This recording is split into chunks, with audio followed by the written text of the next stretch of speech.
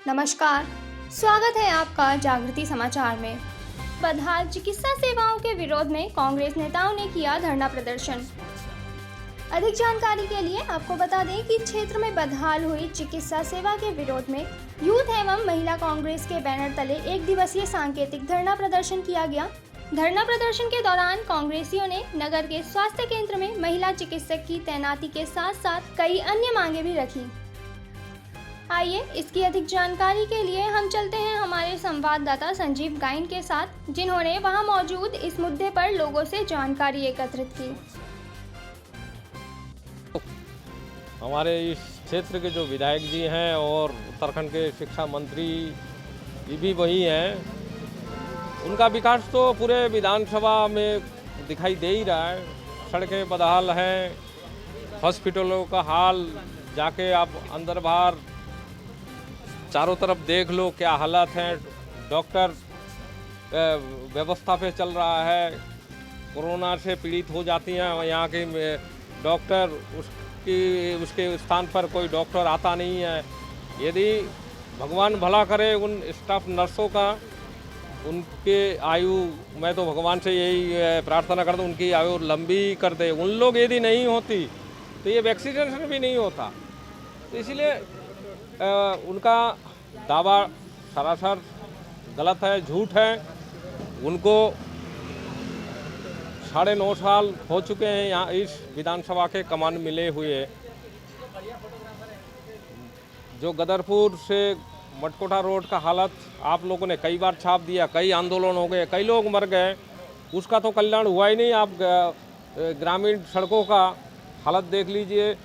आप वो 9.5 साल हो गए और 4-5 महीने का उनके पास कार्यकाल है। 9.5 साल में 2-4 सड़कों को यदि वो भी काली करके यदि वो विकास का डंका बजाना चाहते हैं तो जनता जनार्दन है वो समझती है। रही बात है आज इस हॉस्पिटल का, देखिए हॉस्पिटल का उच्चीकरण होना चाहिए था। हमारे इस क्षेत्र के बंगाली समाज के मसीहा स्वर्गीय पुनीत कुमार बाबू विश्वास जी के नाम से इस हॉस्पिटल का नामकरण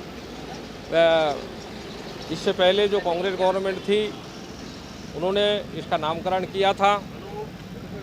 इसके जो उच्चीकरण के लिए कई बार उस समय भी कहा गया था, परंतु उच्चीकरण नहीं हो पाया।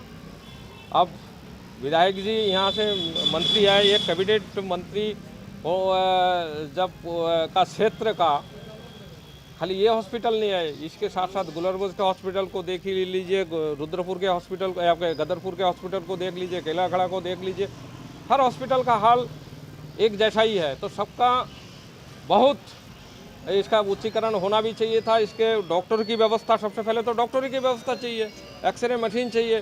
कोरोना काल चल रहा है, इसमें यदि हॉस्पिटलों में ध्यान नहीं देंगे, सब काम छोड़ के, दूसरे काम छोड़ के पहले हॉस्पिटल पे ध्यान देना चाहिए था, वो उनके द्वारा नहीं दिया गया। तो मैं समझता हूँ उनके दावे बाकी आप हमने कांग्रेस जन मिलके ये सांकेतिक धरना जो हम दे रहे हैं इस हॉस्पिटल के उच्चीकरण के लिए।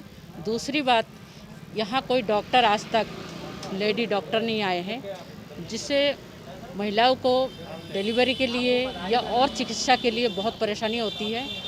एक्सरे मशीन नहीं है, किसी तरह की कोई व्यवस्था नहीं है, एम्बुलेंस नहीं है, जिसको देखते हुए यहाँ के जो मरीज है रुद्रपुर जाते जाते कईयों ने दम तोड़ देते हैं। तो हॉस्पिटल उस टाइम हमारे कांग्रेस के टाइम में कांग्रेस ने हॉस्पिटल बना दिए हैं, उच्चीकरण के लिए ही हम मांग कर रहे हैं। इतना काम भी इस सरकार से नहीं हो रहा है।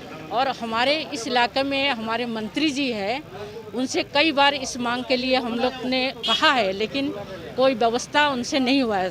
बीजेपी सरकार, कांग्रेस ने जो काम करके रखा है उसी को थोड़ा आगे बढ़ा दे तो काफ़ी विकास हो जाए, लेकिन वो पीछे किसी नहीं। आगे की बात है, ये क्षेत्र के कैबिनेट मंत्री का गृह क्षेत्र है और सबसे ज़्यादा अगर मतदान होता है तो इसी बंगाली क्षेत्र से होता है। और इस एक मात्र पुलिन बाबू स्वास्थ्य केंद्र में बहुत समय से सुविधाओं का टोटा पड़ा हुआ है।